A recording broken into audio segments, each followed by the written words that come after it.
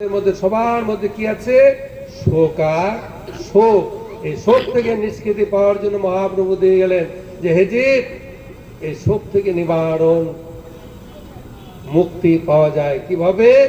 না যদি সে মৃদঙ্গ সেই বাড়িতে বাজে, সেই বাড়িতে যদি মৃদঙ্গ বাজে তাহলে সেই বাড়িতে তখন শোক আর মোহ থাকে না। শোকার নব শোষণ নিনং, তখন কি করে? যে জীব শোকরূপ সাগরে নিমজ্জিত হয়ে রয়েছে, শোকার্ণব, শোক যোগ অর্ণব, অর্ণব মানে কি? সাগর। আমরা প্রত্যেকেই শোকের সাগরে ডুবে রয়েছি, ডুবে রয়েছি। এই যে দেখেন, প্রত্যেকের এটা মানা উচিত। শোক সম্মত যে সমস্ত জিনিসগুলো রয়েছে সেগুলো কখনো গ্রহণ করবেন না। যার মধ্যে শোক রয়েছে, হ্যাঁ শোক রয়েছে, কেমন? যেমন শ্রাদ্ধ বাড়ি, সেটা কিন্তু সমস্ত শোকের কারবার। পিতৃহারা হোক, মাতৃহারা হোক, ওই সমস্ত দ্রব্যের মধ্যে শোক প্রবেশ করে।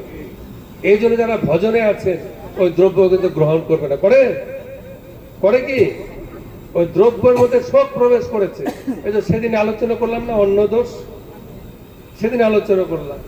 এই যে অন্নের দোষ হয়ে যায়, এই যে শ্রাদ্ধ বাড়িতে যারা ভজনে রয়েছে তারা সেবা গ্রহণ করবেন না। এবং আমরাও এটা এমন করে ফেলেছি না, শ্রাদ্ধ শান্তিটা মহা সমারোহ, মনে হচ্ছে বাবা মরে গিয়ে ভালো হলো, হ্যাঁ মনে হয় বেঁচে গেলাম, বেশি করে খাওয়াই দিই, অপরন্ত খরচ করে দিচ্ছে। এটা কখনোই নয়, এটা কখনোই নয়, এটা করা যাবে না।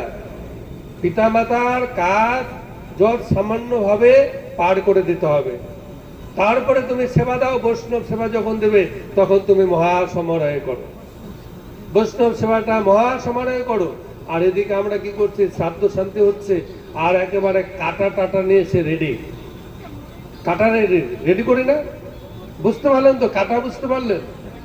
এটা একদম খারাপ জিনিস, এতে খুব খারাপ এগুলো।